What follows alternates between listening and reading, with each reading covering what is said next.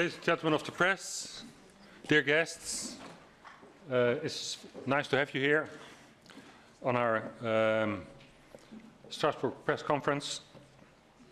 And I would like to say some words on the Global Compact on Migration.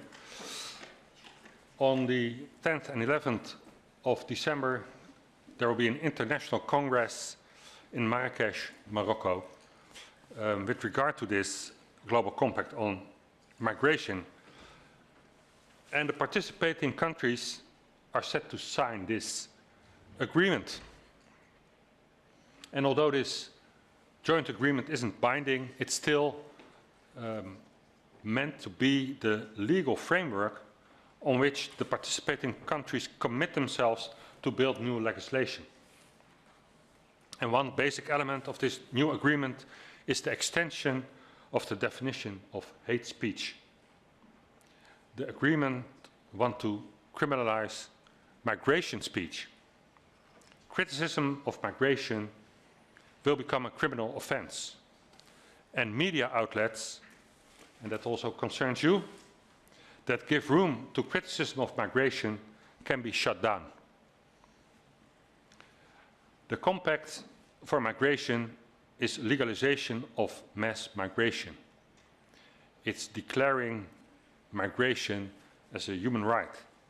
So in fact, it will become impossible to criticize Ms. Merkel's welcome migrants politics without being at risk to be jailed for hate speech. So this agreement, to our humble opinion, is a coup d'etat of pro-migrant liberal globalists. And it will greatly benefit multinationals. Because, you know, countries who import the third world will become the third world. And it's absolutely clear, and you all know that in third world countries, multinationals dictate the rules. It will become impossible to state that integration of migrants from Islamic countries in Western cultures is impossible. It will become impossible to mention the fact that mass migration deteriorates the Western welfare systems and the fact that mass migration leads to explosive surge of rape and murder. And this makes the timing of the Compact on Migration significant as we are heading towards elections of the European Parliament next year. With this treaty, the EU member states and the European Commission are destroying the political level playing field. It allows them to cut funding of migration critical political parties and silencing the political opposition. And to me, I would like to state this very clearly, the Tommy Robinson case in the UK is the first example to be set, and it will be an example that will follow, and probably during the elections, based on the Global Compact on Migration. So, that means the conclusion can already be that European Parliament elections will be rigged. And only the United States of America, Australia and Hungary have indicated not to sign this agreement. So we herewith urge every country that opposes mass migration to reject this compact. Thank you.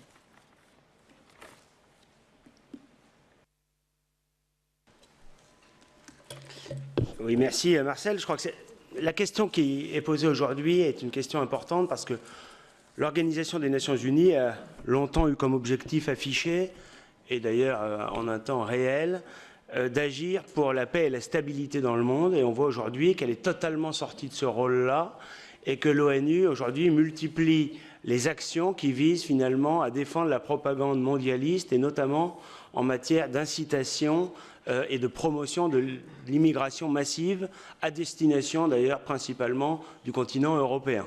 C'est ainsi d'ailleurs qu'en mars 2000, il y a maintenant plus de 18 ans, un rapport de l'ONU indiquait qu'il fallait, pour combler les carences démographiques de l'Europe, que 159 millions d'immigrés y arrivent d'ici à 2025.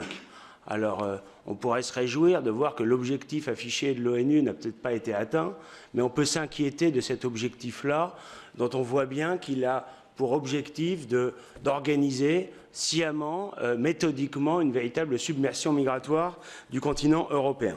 En 2016, la déclaration de New York pour les réfugiés et les migrants ouvrait la voie à deux procédures distinctes, celle sur le pacte sur les réfugiés, qui a fait l'objet d'une résolution du Parlement européen, le Parlement européen souhaitant aller encore plus loin que ce pacte de l'ONU il y a quelques mois, et le texte qu'évoquait à l'instant mon collègue et ami Marcel De Graaf, c'est-à-dire le pacte pour une migration sûre, ordonnée et régulière, c'est-à-dire l'objectif est d'inscrire le droit à la migration comme un nouveau droit de l'homme. Et évidemment, cette volonté-là trouve un écho dans les déclarations nombreuses de Jacques Attali, dont tout le monde sait qu'il a été le conseiller successivement de plusieurs présidents français, François Mitterrand, puis Nicolas Sarkozy, puis il a été en quelque sorte le père spirituel d'Emmanuel Macron, l'actuel président français, Jacques Attali, qui a théorisé le nomadisme comme un objectif en soi, et dans un livre qui s'appelle L'homme nomade. Jacques Attali, qui d'ailleurs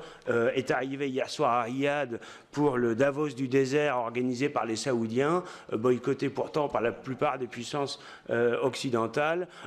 Jacques Attali, qui défend l'homme nomade et la migration, mais qui ne semble pas s'émouvoir de la manière dont un journaliste d'opposition a été traité il y a quelques jours dans des conditions tuées, dans des conditions particulièrement barbares, sur ordre manifestement de l'État saoudien.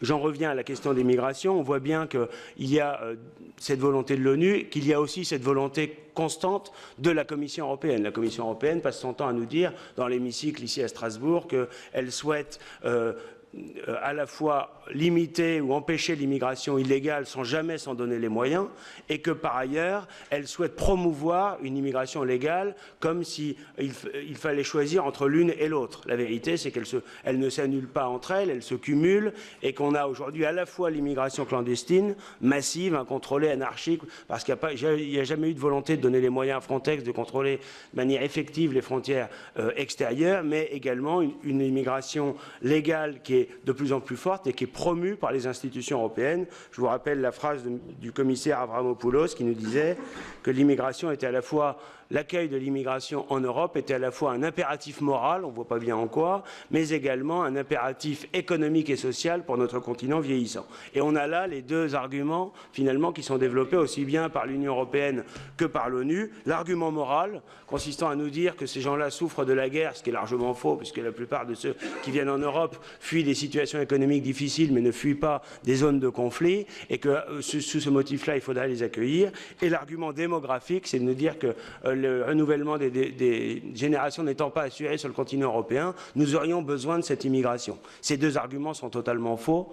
Évidemment que nous organisons l'affaiblissement, nous pillons souvent d'ailleurs d'un certain nombre de leurs élites, les pays africains, nous organisons le déracinement à la fois de ces personnes qui quittent le continent africain, mais également le déracinement sur notre sol de nos peuples qui ont le sentiment de ne plus vivre chez eux selon leur identité, leurs valeurs et leurs coutumes. Et donc ça aboutit évidemment à un affaiblissement général. Et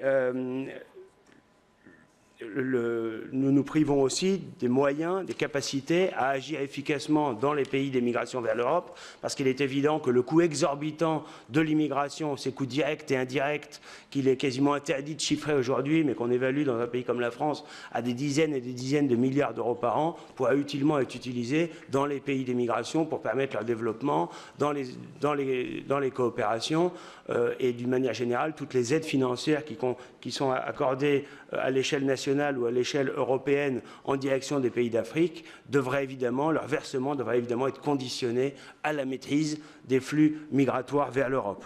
Donc l'argument moral, évidemment, ne tient pas. Quant à l'argument démographique, il est évident qu'une politique ambitieuse de soutien à la natalité dans les pays européens où la natalité est trop faible, des mesures fiscales incitatives, des mesures de soutien aux familles permettraient évidemment d'assurer le renouvellement des générations sans avoir du tout besoin, comme le prétendent les propagandistes, de cette immigration massive. Alors évidemment, ce rapport de l'ONU est très inquiétant et en même temps, évidemment, il y a des causes de réjouissance parce que je crois que la crédibilité aussi de l'ONU en matière sur ces questions migratoires est aujourd'hui sérieusement affectée, abîmée.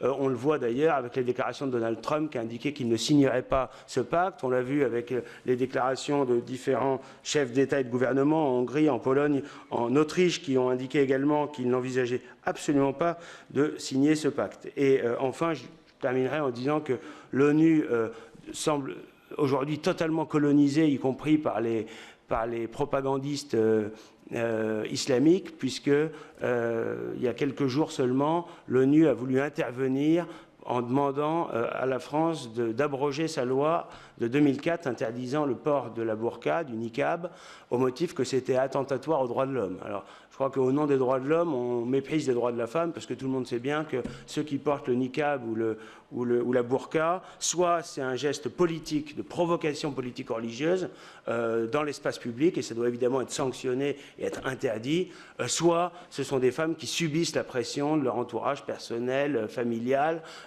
et évidemment ça ne résulte en aucune manière d'un choix délibéré de leur part d'être ainsi vêtues.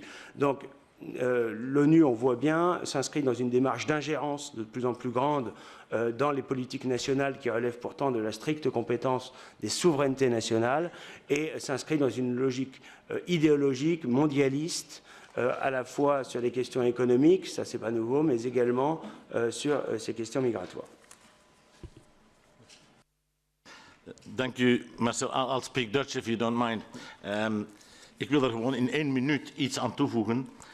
Reeds op 2 mei in het voorjaar van 2018 was er een klein incident in Vlaanderen. Naar aanleiding van de ondertekening door Theo Franke, staatssecretaris voor Migratiezaken, Jan Bon, minister van Binnenlandse Zaken, en Didier Reynders, minister van Buitenlandse Zaken, toen zij alweer in Marrakesh de politieke verklaring van Marrakesh ondertekende aan het einde van de top die in het kader van het Rabat-proces in zaken immigratie was opgezet. Zij hielden dat min of meer geheim. We wisten er eigenlijk niks van. Het lekte min of meer uit. En naar aanleiding daarvan is er dan een hevig debat geweest dat ten eerste Theo Franke, die een zogenaamde gematigde politicus is, zoals we in Frankrijk Sarkozy hebben gehad, zoals we in Italië Berlusconi hebben gehad, hebben wij in Vlaanderen en in België de N-VA-regering gehad. Die deed alsof ze iets aan migratie deden, maar aan de ondertekening van die plechtige verklaring van Marrakesh kon je zien dat eigenlijk de wezenlijkheid van de politiek ook een conformiteit aan de migratiepolitiek van de Europese Unie is.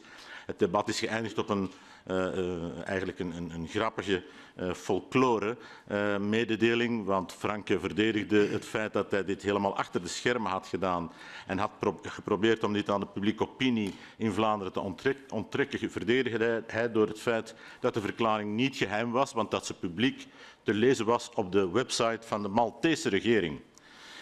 Wat natuurlijk een schaterlach in Vlaanderen heeft veroorzaakt. Samengevat, partijen als de onze die samenwerken in de ENF-fractie zijn noodzakelijk om het verschil te maken. We moeten vermijden dat de Europese bevolking in het tempo waarmee dat wij als ENF die hervormingen van de immigratiepolitiek van de Europese Unie of op het terrein van de Europese Unie willen en zullen doorvoeren, onder meer op dit ogenblik aangevoerd door Matteo Salvini, evident dat partijen die daarmee bezig zijn zouden vertraagd worden door kiezers die denken dat meer gematigde versies van onszelf het verschil kunnen maken. Dat is niet het geval. Zij doen gewoon verder, proberen het alleen te verbergen voor de bevolking. En wie echt een nieuwe migratiepolitiek wil, zal zich, en dat is ons aanbod volgend jaar voor de verkiezingen van 2019, zal zich moeten wenden tot de ENF. Dank u. We'll be taking questions now. Please state your name and your press agency. Go ahead. Good morning, Angela Mauro, Huffington Post, Italy. You just said Matteo Salvini says right things on immigration. My question is about the ex-right. Okay, so I understood well. My question is about the budget law. Today, the European Commission is going to reject the Italian draft budgetary plan, and the question is, do you support also the request of flexibility which the Italian authorities have presented to the European Commission, and Salvini is well supporting this request? Thanks.